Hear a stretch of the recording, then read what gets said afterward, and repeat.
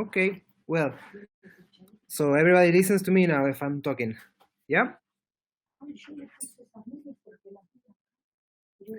So thanks all for coming here. Thanks to ATypI for the invitation. And thanks also to Sam from Better Letters. My name is Gustavo Ferrari. I am a fileteador and sign painter from Buenos Aires, Argentina. And I just wanted to tell you a little bit about the history of our craft and show you work that we do for the sign painting. Yeah. So the Fileteado is a traditional art form from Buenos Aires that started around 120 years ago.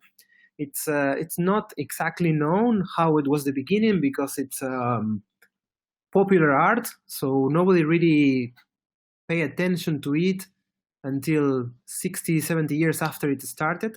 But what we know is that it started with immigrants, Italian immigrants, in the late 1890s.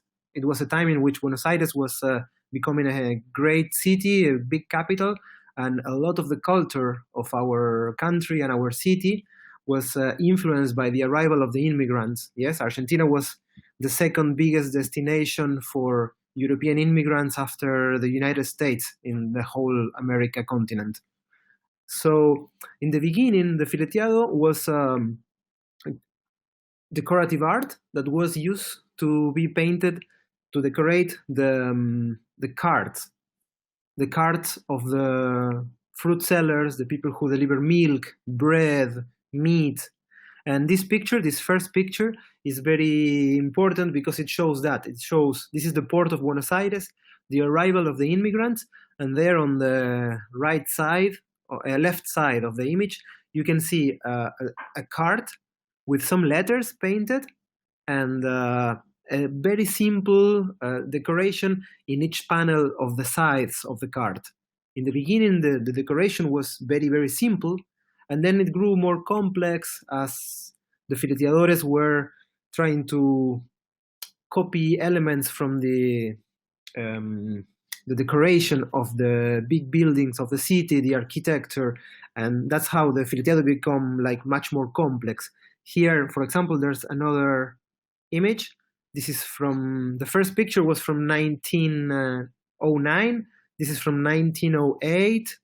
This is also, it was a strike, and the police took all the cards from the owners.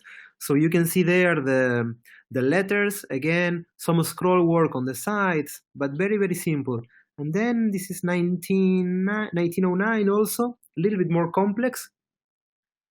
You can see there's much more ornamentation, and then the phrases. In the first two pictures, we only saw letters that were probably the capital letters of the names of the owners of the truck.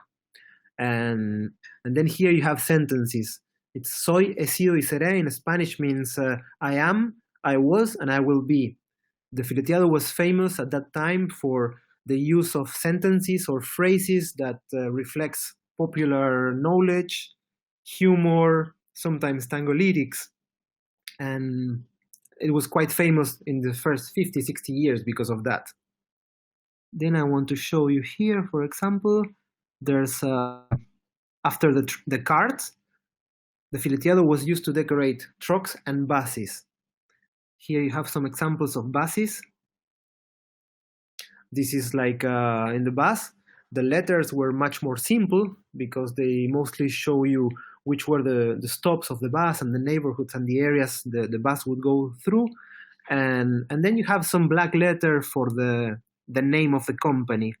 But that was mostly here. For example, there's another picture where you can see a colorful cart and in the back a colorful bus. If you see there in the side of the bus, you can read Empresa, and that's the name of the company of the buses, and that used to be painted with black letters, much more elaborated, and then block letters for all the rest of the information. And the most famous way, the most famous place for the Fileteado were the trucks. The trucks, they used to keep and continue the tradition of the cart, with a lot of ornamentation, but then you have the doors, you have above the cabin, and there used to be letters. And here you can see, I think it's a little bit bigger now, or it's the same. No, it's the same, no? So this is from 1940s. La Veneta was a truck workshop, and they used to create all the structures for the back of the trucks. And there you can see letters in the doors, letters above the cabin, and letters on the side too. There's a toolbox with 2 capital letters. Let me see. The only thing, the pictures were uploaded in a strange order, so that's why I'm looking and choosing. Then this is another example of a traditional Fileteado truck. This truck is still working in the city. For us, it's like a museum piece, and you can see there in the back, for the owner, it's still a working tool where he used it for delivery potatoes and onions. But again, you can see on the top, there's a saying, "Let me dream." Then you have a portrait above the cabin. That's Gardel, the most famous tango singer of the history. And then on the door, you have a monogram with the probably again the capital letters of the name of the owner. So during the historical times, from its beginnings till the 70s, the Fileteado was a mix of decorative art and sign painting, and it was done mostly on the transportation. In 1970, 50 years ago, there was an exhibition. The exhibition was called Los Maestros Fileteadores de Buenos Aires, the Masters Fileteadores of Buenos Aires, and it was an exhibition organized by a couple from the art mainstream, and they commissioned the Fileteadores to paint signs and works for this exhibition. It was the first time the Fileteador would paint something that was not part of a transportation or a vehicle. So after that, it opens like a new era for the new age for the Fileteado, in which the Fileteadores started to paint signs, started to paint shop windows. They started to do more a work of what we consider now a sign painter, and this is the actual history of Fileteado, no? So after that, the lettering became more important, because when we see the trucks and the carts and the buses, the ornamentation was much more important, or used to occupy more space of the whole work.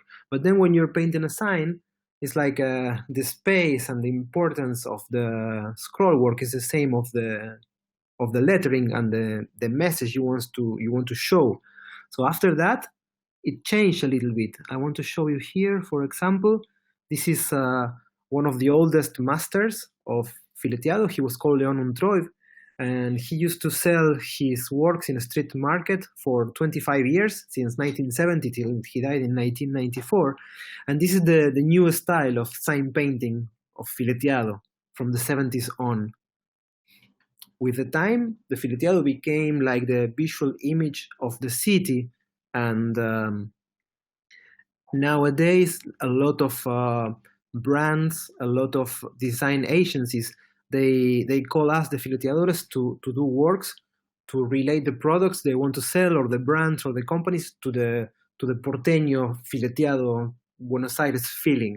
See? Here, for example, is a work of Alfredo Genovese, done for Iowa. This was in a big sign in the downtown of the city. Like, that iconic obelisk is a very important monument for the Porteños, and it was there like a brand using Fileteado. And then let me see here. There's 2 more examples I wanted to show you of this old Fileteador, Leon. This was the first book of with a Fileteado cover. So after this exhibition in the 70s, the Fileteado also started to be used for covers of CDs, of long plays, and then CDs, covers of books, different advertising campaigns. And then mostly I wanted to show you my work itself and what do we do now, the Fileteadores, and some examples of sign painting nowadays. For example, this one is Parrilla de Pancho. So this is the full sign that I did for a private house. And here you can see all the details of a letter of a fileteado. You have the face of the letter, that's how we call it, el frente, the face of the letter, is the red one, and it has usually some little dots in the middle, and the lower half of the letter is painted with another color. And then with the ochre color is what we call the body of the letter. The body is the place where you do shadows, lights, and highlights. And then against the background, you have a drop shadow. So that's the whole step-by-step of a traditional fileteado letter nowadays. It has a lot in common with sign painting. The only difference is that we add a lot of decoration and lights and highlights. It's like there's always a space to do more lights. Here is a little detail of one of the letters from that sign. So in this case, I'm using a letter that is like a block letter, but then I add the serifs, see, where all the strokes have a similar width. But my most typical lettering for fileteado is a thick and thin letters, where then we add the serif that are called like a Tuscan serifs. Let me show you. There's a couple of examples here.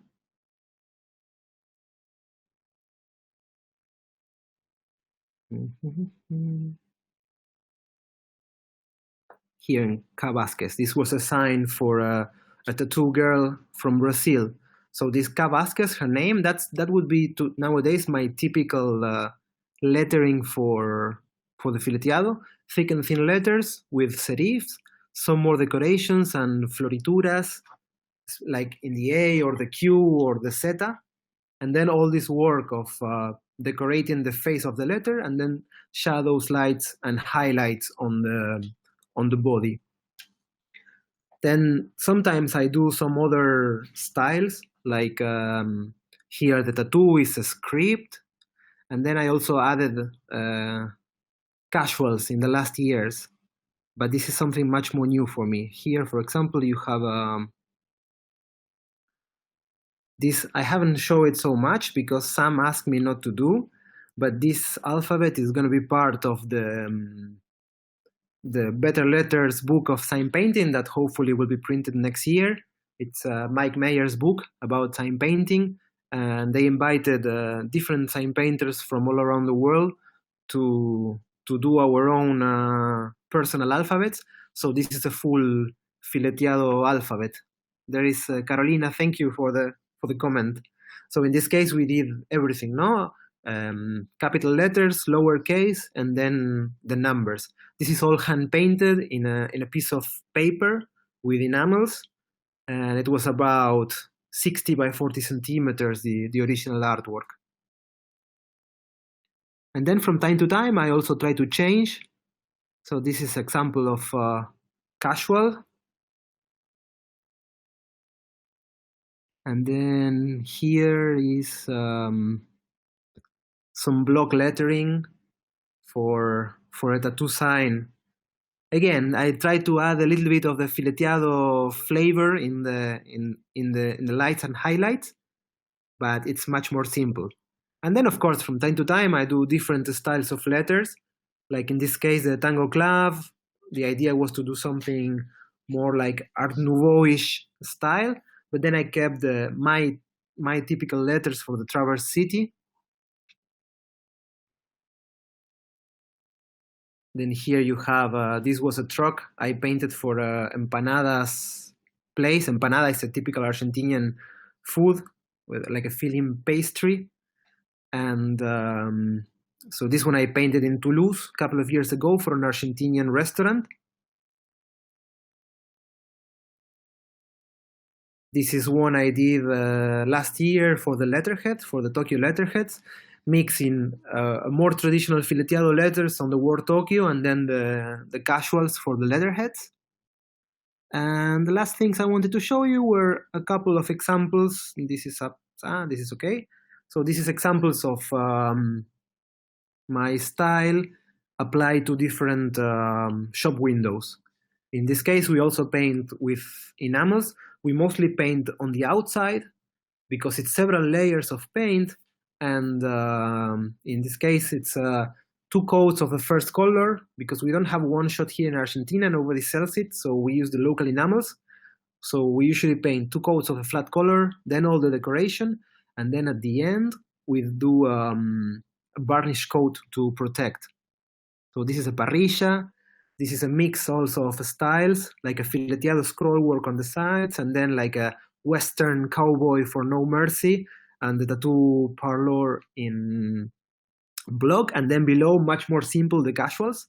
This is a tattoo shop also in Buenos Aires. And this one, in this case, this is a traditional bar of the city. And here I did some bevels for the main name of the Hipopótamo bar. And this is all kind of different works that you can find on the streets in Buenos Aires done in the last 2-3 years. Then this is Barbería Porredón, like a barber shop, also mixing the styles, no? Traditional fileteado on top for the main name, and then faster casuals for the Salón Tradicional. And one of the last, couple more. This is another parrilla in Recoleta, which is a super traditional and touristic area in the city of Buenos Aires. Another barbería, Salón Pampa. And I think that's all. And then this one, it was in the beginning, then I forgot about this. This is traditional numbers for the buses. This is an exercise I did with an old master in 2003, and it was the kind of numbers he used to paint in the 60s and 70s for the lines of the buses. Super, super traditional.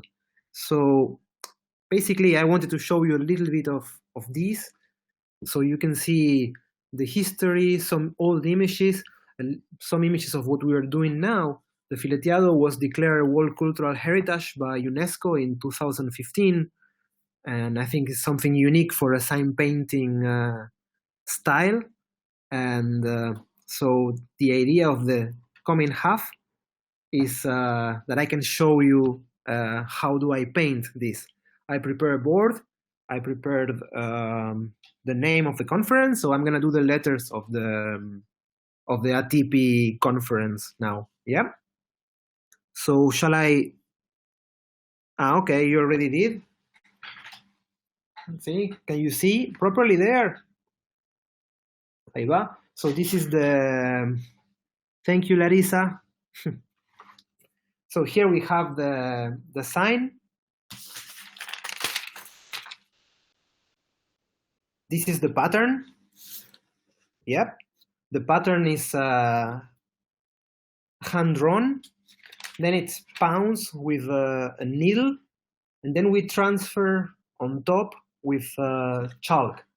In this case, I have here the Hansi pounce pads, which are super cool. So you just need to put it there, check that it's in the good registration. And see, there we are.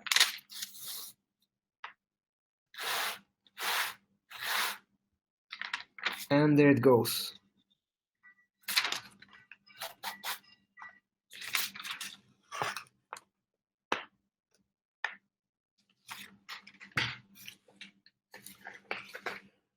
Usually the works that I do, I paint with enamels. Just something. So at least you can see me here. So usually I work with enamels, but in this case and for demonstrations, I try to work with acrylics because it's a kind of paint that dries in 10 minutes and it allows me to do all the step-by-step quite fast. So now I'm painting with acrylics. Yeah. This is the kind of brushes we use. They are long and thin. They are a little bit, they don't have as much hair as a typical sign painter's brush like the Max or the Handovers, because they are a little bit longer and they are better for doing all the kind of scroll work. So in this case, let me see. I'm gonna start by the flat color.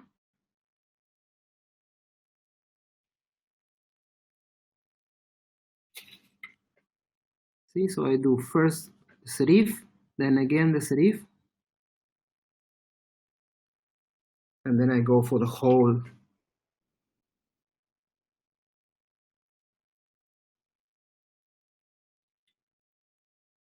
stroke. I could use a thicker brush, but then it would be a little bit more complicated for the serif. That's why I prefer to use a thin one. In this case, this is what a number 4. And then again, thin, long stroke, serif.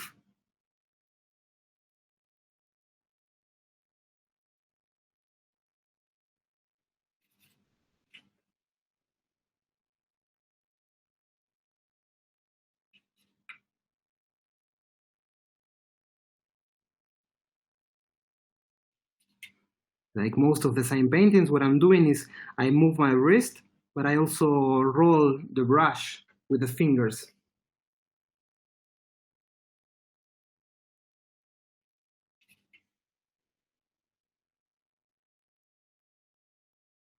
And then it's a matter of make more pressure and then release the pressure. So I start with no pressure almost, then I press, and then when I want to finish, I release again.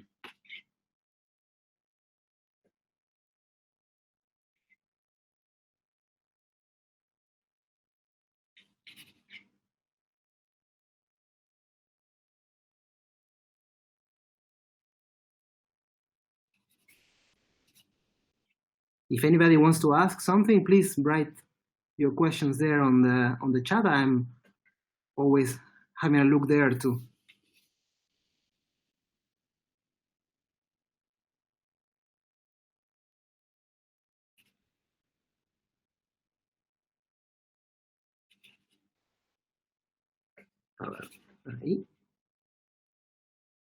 Then we go the tip, the curve.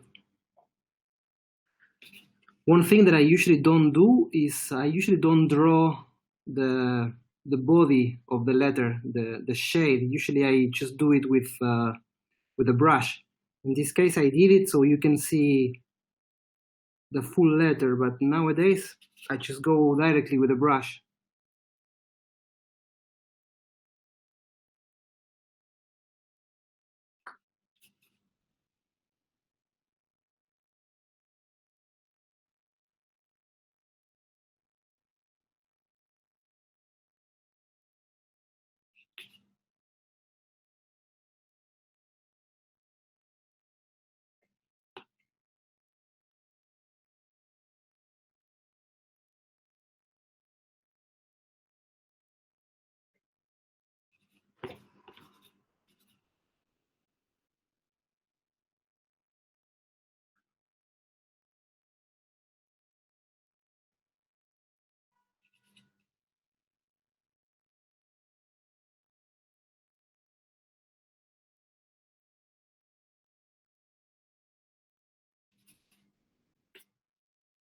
You have to palette all the time. Here you don't see, but I am charging the brush like this, paletting, and then I try to have the brush with the right amount of paint that I want to work. I'm very thin.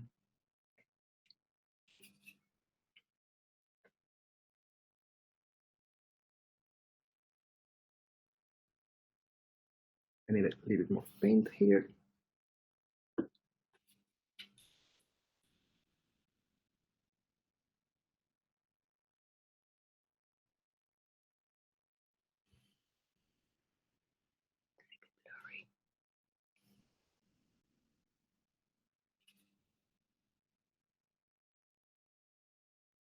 And there we go with the eye.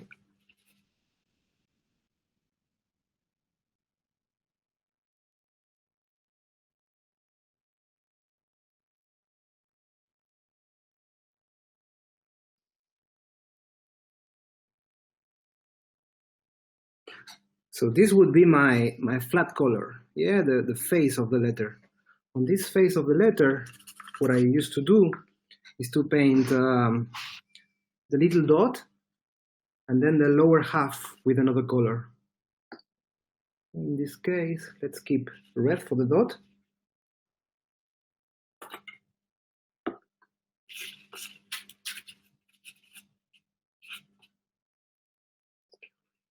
So usually this is the movement. So I do it almost in the middle of the letter. 1,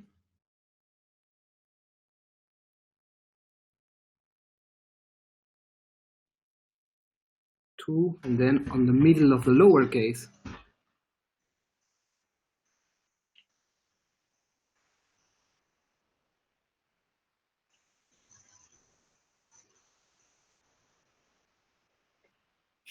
It's a little bit wet, but here you can paint on top. And then again, in the middle of the eye. Hi, Gustavo. Yep. Can you hear me? It's Sam here. Do you want me to put some questions to you while you're painting? Yeah. Yeah, okay. We had a question from Sandro. He said he's in Mexico. And I guess you're familiar with, you know, the black letter work that gets out of Mexico. I think there's a book about it. The black letter from Mexico. Black letter from Mexico. Black letter? No, I don't know so much about that. Okay.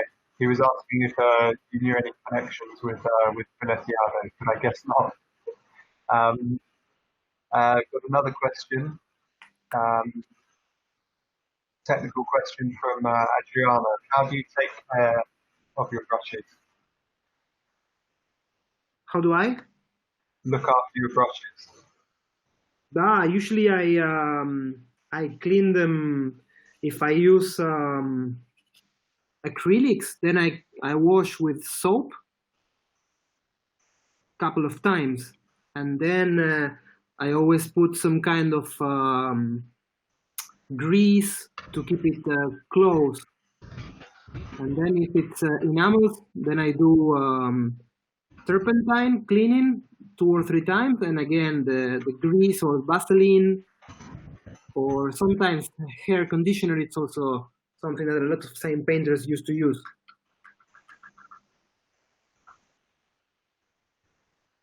So I did this little dot, yeah, and I did the shadows on the dots directly, so it's faster. I'm trying to save time. And now I'm gonna mix a little bit of the ochre color.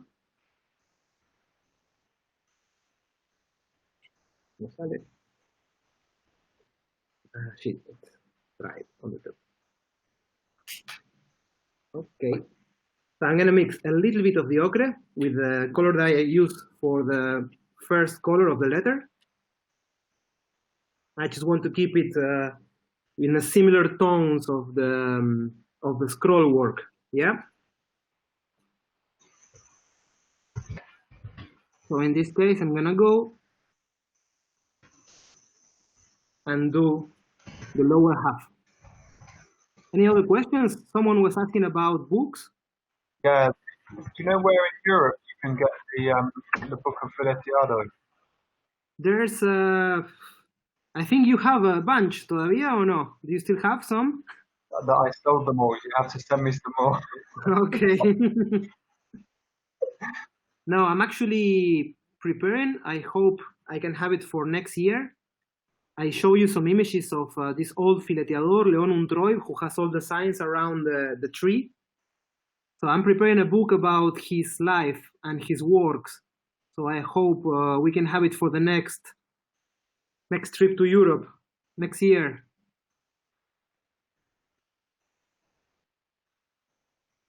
So here you see with second color, I do the lower half of the letters.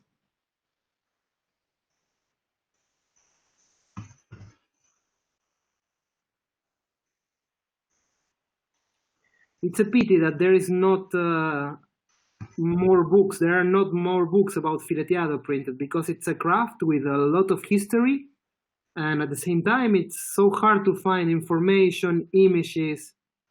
You only have Genovese's books and not much more.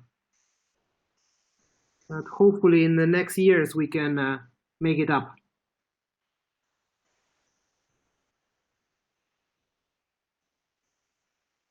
Have you noticed, Gustavo, any spreading of the influence of Fileteado beyond Argentina into other parts of South America?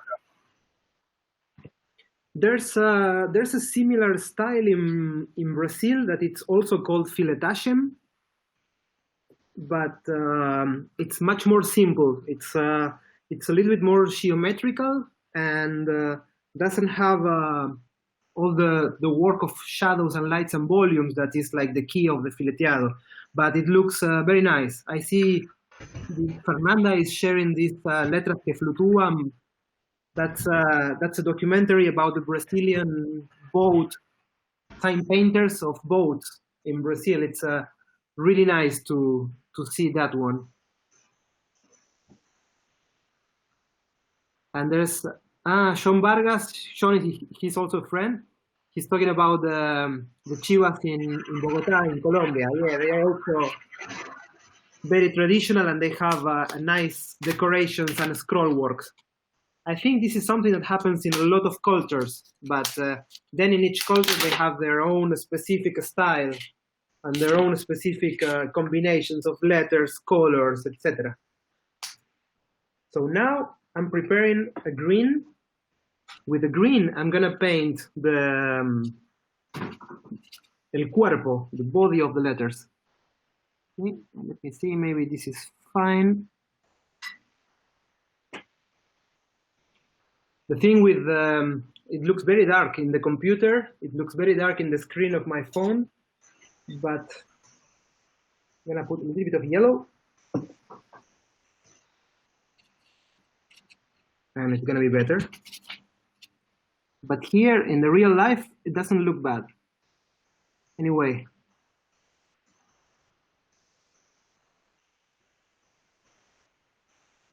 So with the green, I start to work on the body. Usually we leave this little space in between, like 1 millimeter, 2 millimeters, 1.5, I would say, between the body and the face of the letter. It always makes it look better.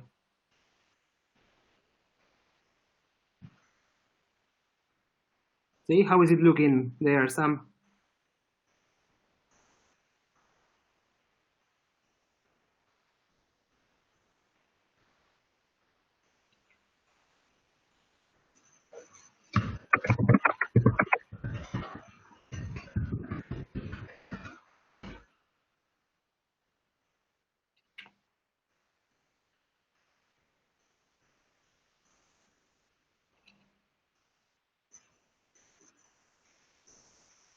Gustavo, what about your customers?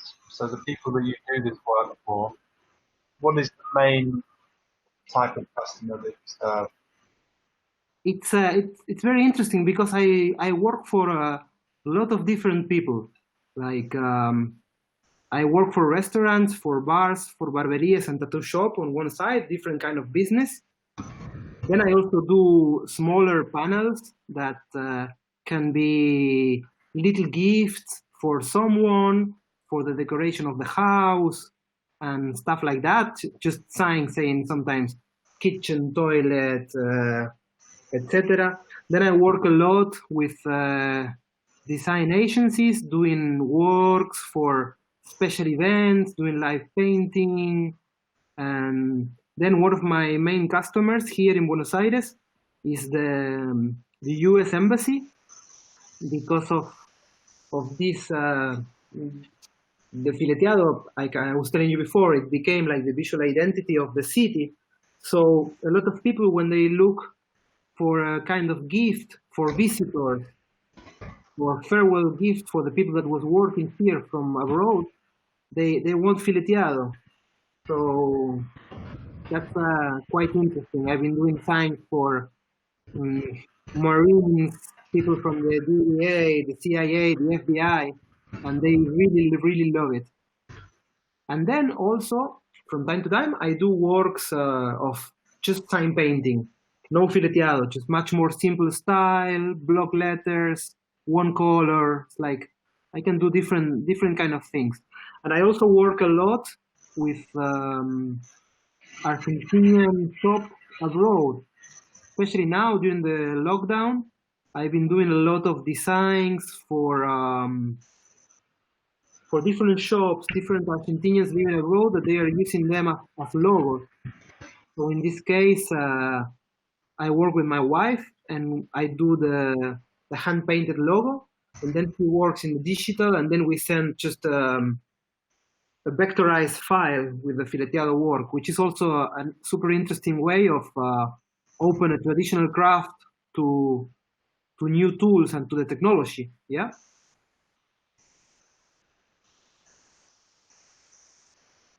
Okay, question from Leonardo.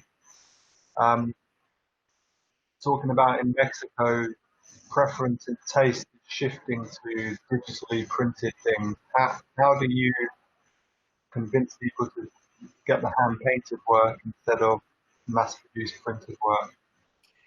Well, this thing about the printing versus sign painting, it's something that happened all around the world from the late 70s and during the 80s, no, till nowadays.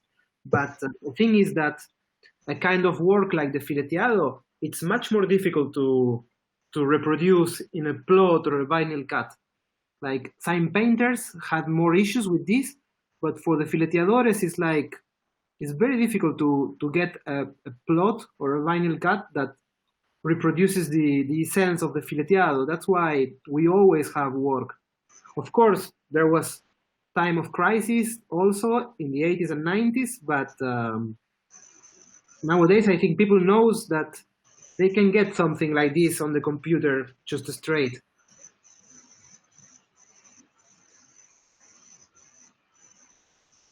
How are we with the time, Sam? You have about 20 minutes left. Ah, that's perfect. Then we're gonna finish everything.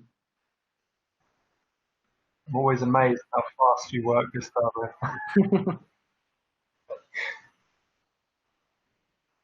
It's because I work under the pressure of the camera. We had all the technical problems just to give you that extra pressure. See, I'm not a computer guy.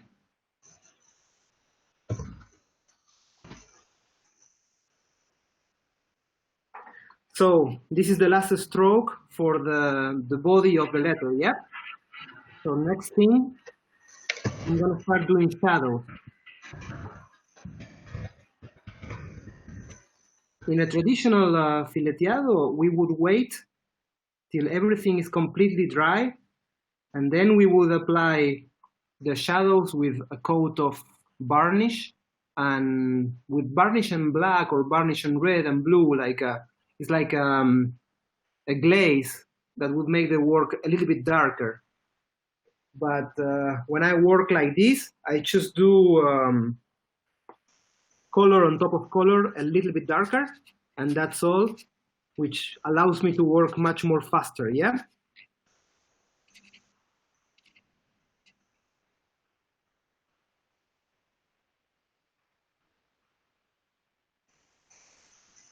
See, can you see there? Yeah,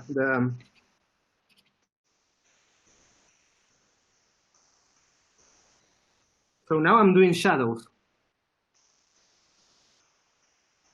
The light comes from above and a little bit on the left.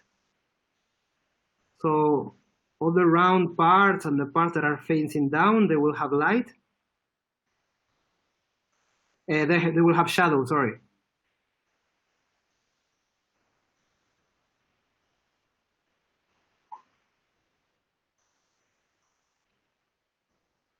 Gustavo, can you say a little bit about when they took the Fileteado off the buses? You know, when they made the regulations? Talk about that. This regulation was in 1975. It was a law from the Transport authority of the city of Buenos Aires, and they banned the fileteado in the buses because they said that the amount of different colorful ornamentation would make the people mess up and don't understand which bus they would be taking, because usually before every bus they used to have a specific color combination. I think it was measures of social and city hygiene, visual hygiene of the city. It was 1 year before the dictatorship, but it was about that time, and then it lasted till the Fileteado was declared city cultural heritage in 2006. Sorry. This started the time of the crisis for the Fileteado, no? Because one of the main spaces of works were closed, but then at the same time it was only on the city of Buenos Aires. So in the province and the suburbs around the city, the other lines could still do it. So it was not so wide, this kind of prohibition of the filete. But it was really stupid.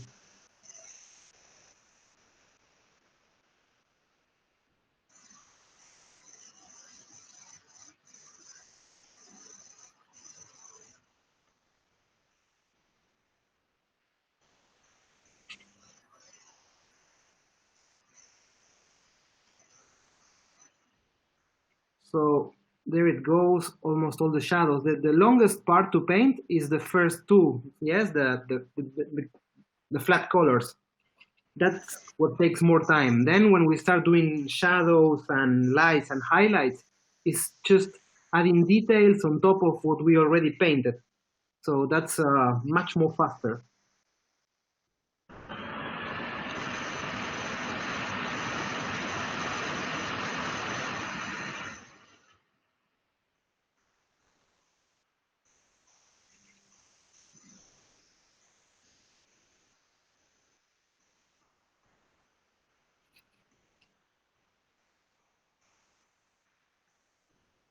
So there it goes.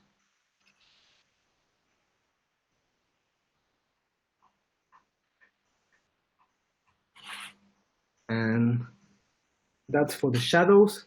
Then I can do a little bit darker, because it's always nice to have 2 tones of shadows and 2 tones of lights.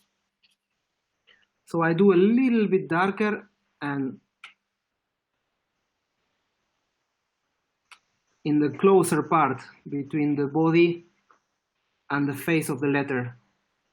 See, more in the inside of this cuerpo, the body, of the shape.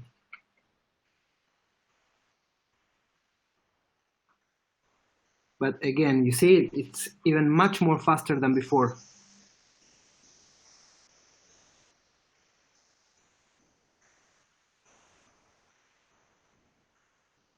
The nice part of the Fileteado work is this, no? Play with the shadows, play with the lights, and make things even more deeper, the volumes more deep, and make the lights pop up more and more and more. Yeah?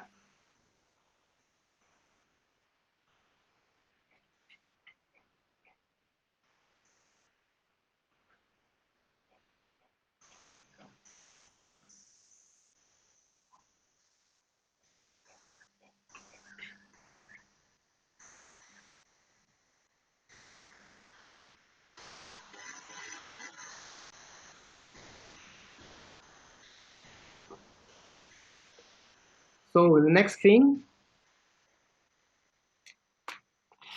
would be to paint some lights on the green.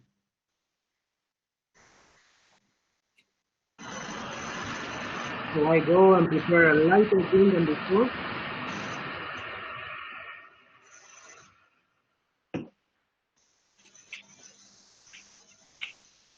Let's see how it looks. I still haven't changed the brush, yes? I'm still working with the same one. Just I'm trying to be more subtle with the strokes and the pressure that I apply.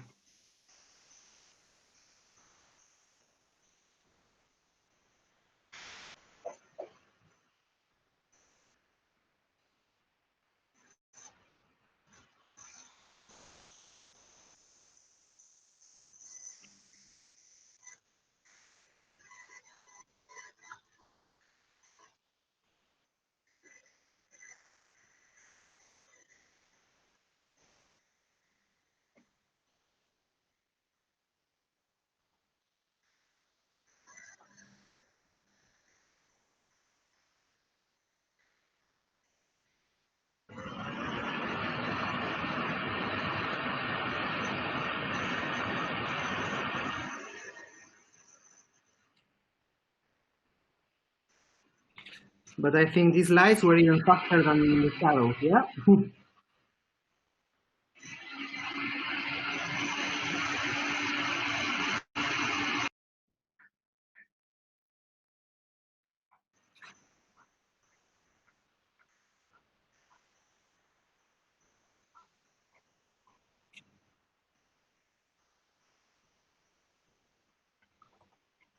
Then I clean the brush.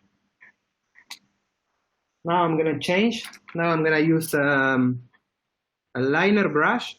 Where is it? Here. Yeah.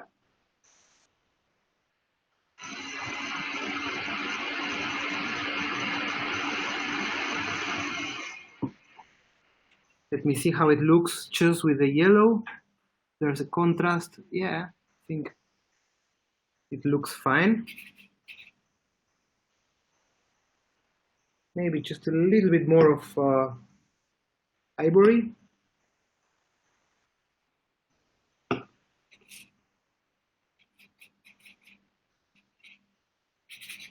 So on top of the light, I do a highlight.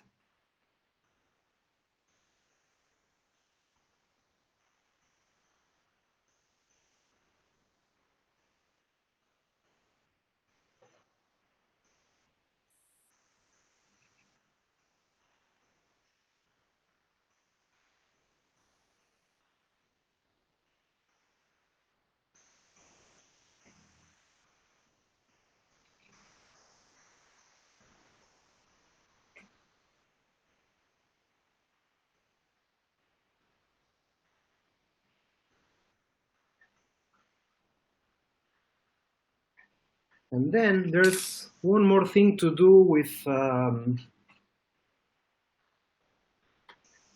shadow, which is a drop shadow. Yeah, the shadows that are cast by the letters against the background.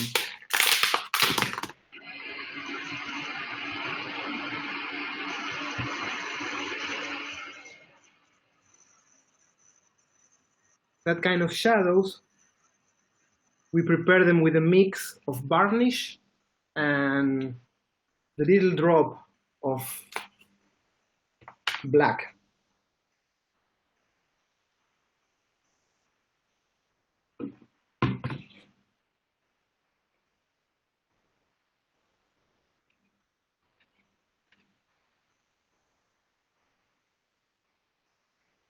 So the first ones I'm gonna do is the drop shadow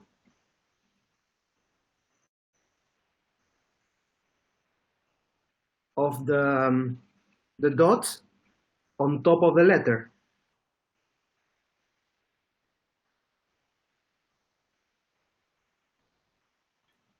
I think it's a little bit more.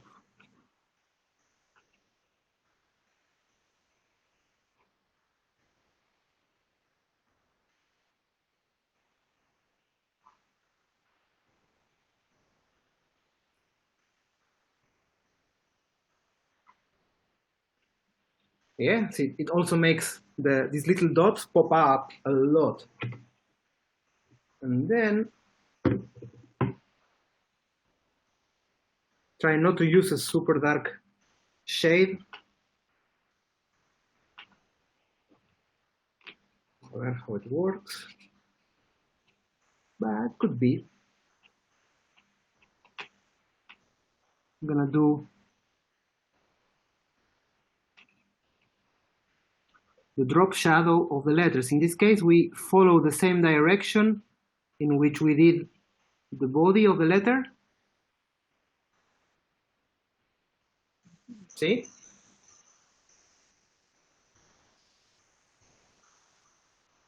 I see someone making a comment about the trucks in Brazil. Yeah, I saw a lot of these hand-painted trucks in Sao Paulo during my first trip to Brazil a couple of years ago.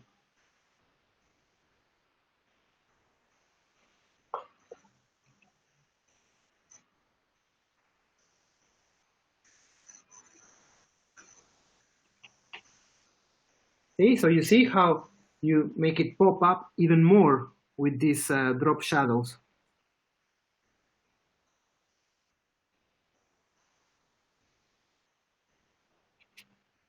This is gonna be a little bit slow, but then the last things are two fast touches. So, because in this case, I'm painted against the background and I want to be very neat.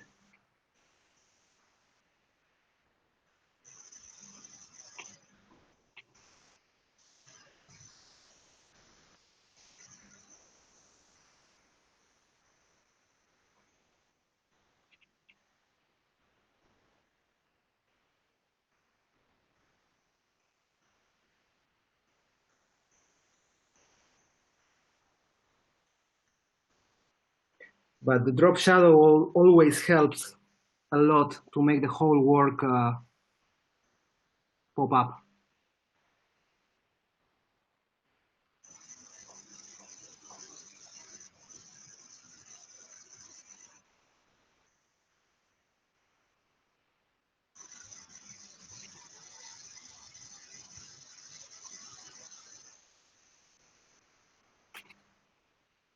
Gustavo, Yep. how do you decide your color palette?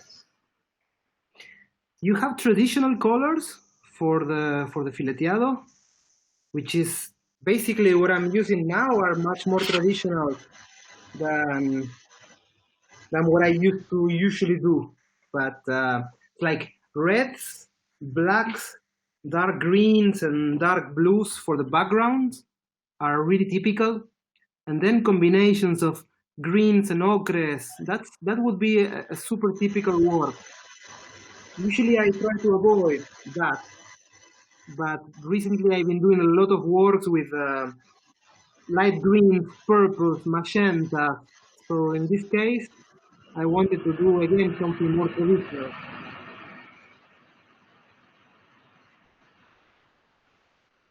But mostly the thing is to make the traditional thing of the Fileteado is about having strong colors, to do a work very colorful, and then especially work with the different shades. That's the key for the Fileteado work. But then, for example, when I paint for me, sometimes I prefer to use only one color or two colors. Sometimes I do a full work with different tones of green, so just keeping it more monochromatic also. But this is something to change a little bit and not to do all the time the same color combinations, yeah? And Fernanda's asking, is the drop shadow a traditional feature of Fileteado, or is this a new development and innovation? No, it's traditional. And usually it's like I was telling you, no? We make the front of the letter, then the shade, and then the drop shadow on the same direction. Usually when you see sign painters' works from the States or from England, you do the drop shadow, the shade of the letter on one side and the drop shadow on the other side. But I think it's to save time, fileteadores used to do it all on the same side.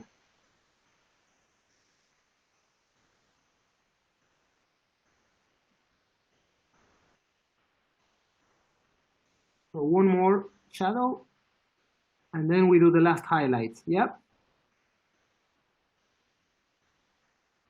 Monica's asking, how did you start doing this? How did you get into it?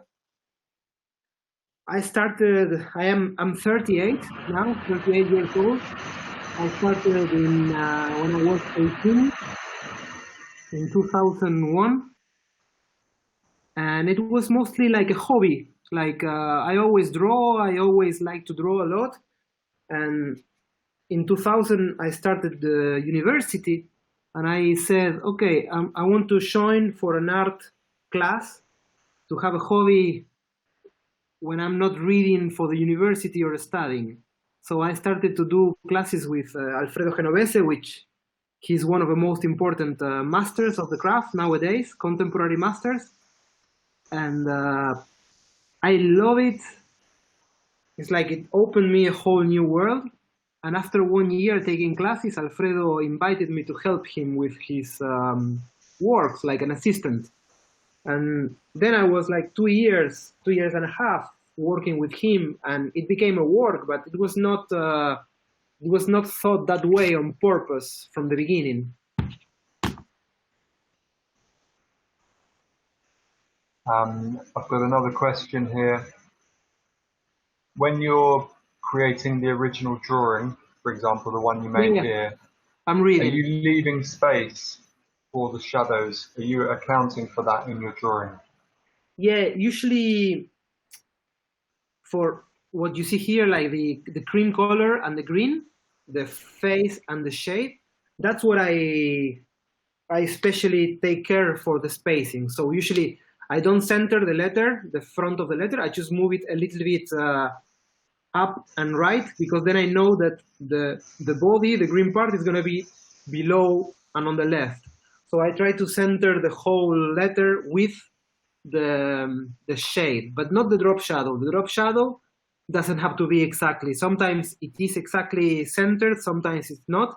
But yes, the face of the letter and the body of the letter. So back to the lights. I'm gonna pick again the color that I use for the highlights on the green. And with that color, I'm gonna do the light on the dots. Yep. And then a reflection.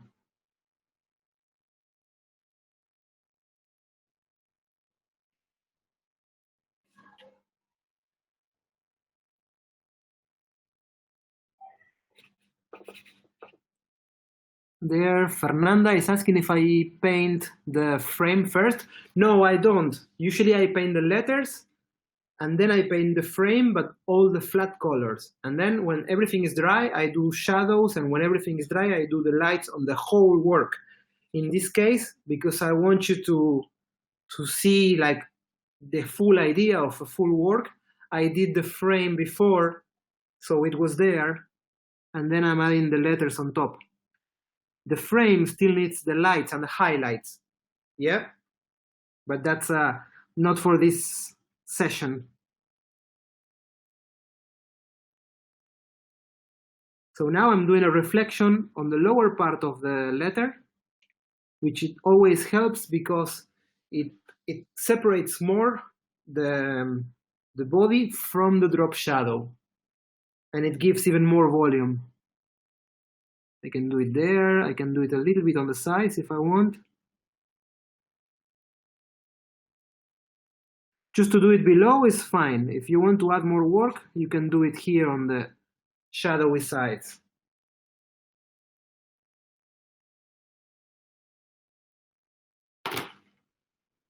And then the last thing to do would be a light white highlight. Just need to change a little bit the water.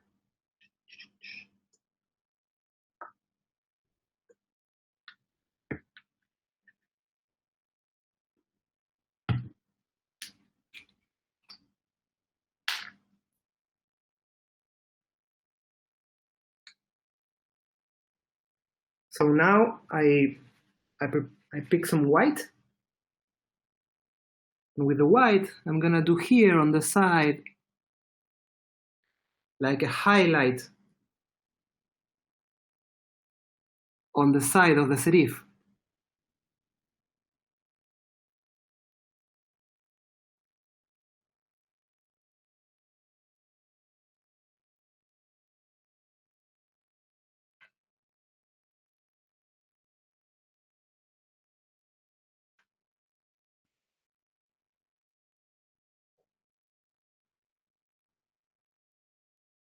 And then with the same white, I can do a last highlight on the green itself. I don't know if you can see this properly in the camera or in the screen of the computer, but in real life it looks super good, this last touch of highlight. Yeah. And now let me fix this guy there, and that's all. So this would be full Fileteado letters painted from the very scratch. Yes, I did the pattern with paper, and then paper and pencil. Yes. So this is paper, pencil, and then it's marked on top with Posca marker. Then it's pounced. Then we transfer, and we do all this whole work with from flat colors, shadows, darker shadows, lights, drop shadows, and highlights. Yeah. I don't know if anybody else has any question. Anybody wants to say something? Okay, dice Fernanda. Yeah, I want to go. I want to go to the north of Brazil and see all that amazing work.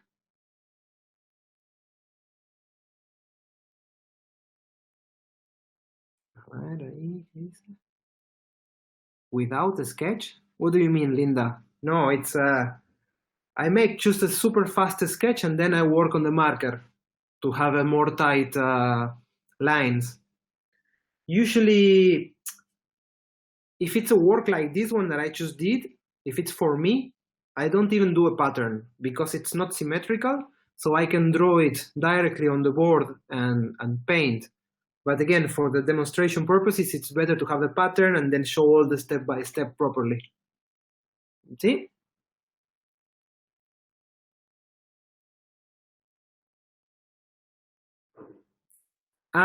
No, this is a matter of getting used to. Like, I have everything in my mind, Linda, that's why. And I as I was telling you before, usually I don't even do the shade, like the shade that I draw here, this part, I don't even draw it now. I just do the front of the letter and that's all, and then I go with the brush. But it depends. It depends on the mood, it depends on the day and the kind of work and the size. In this size is especially, now I don't need to draw so much. If I'm doing something bigger, yes, for sure, I try to draw everything.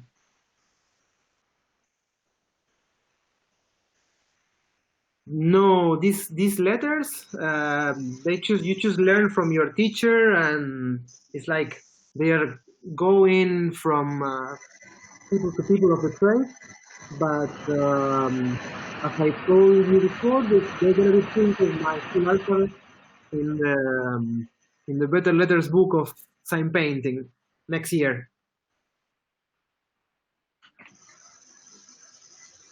So I think we have about 3 or 4 minutes remaining, so we can take some more questions.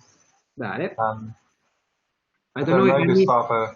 I don't know if they have an auction, like at Letterhead. I don't think there's an auction. Would be nice, but it's easy. I wanted to ask you what to do with this after, but it's fine. You can make your bids in the comments.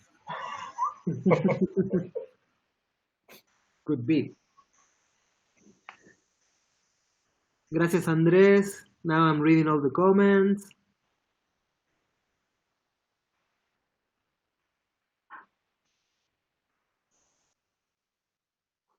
I'm glad all of you like it.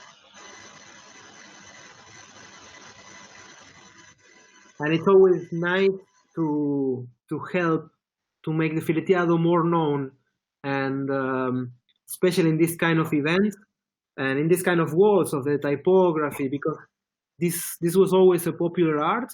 So sometimes it's difficult to make it more known in academic appeal to much more people, to a wider audience. So it's always nice, and it's something that I really love to do.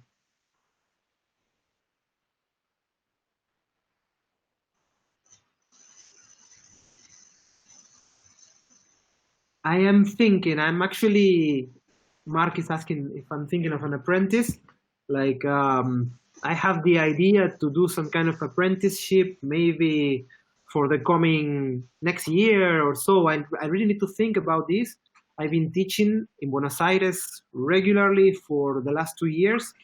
So I'm thinking that besides having workshops, try to do some kind of apprenticeship here in Buenos Aires, which would be also good in order to grow more as a sign painting shop and not only myself as an artist.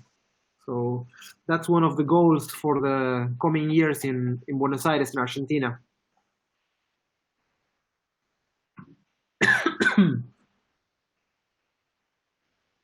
Okay, well, I think we're going to get closed out at some point. We'll have time for one more question.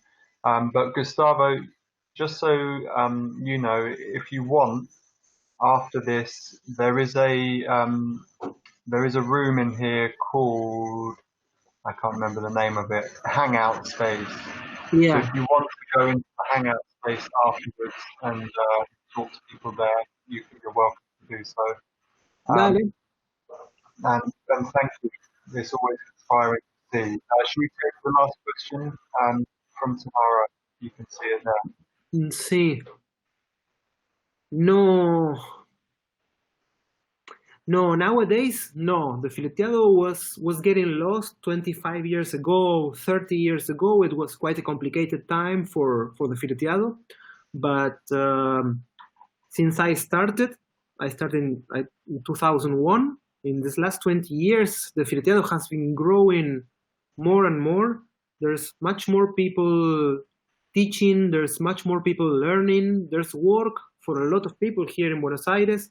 It's not only in Buenos Aires anymore. Every big city in Argentina has fileteadores, and I think it has a very healthy life and a very bright future ahead.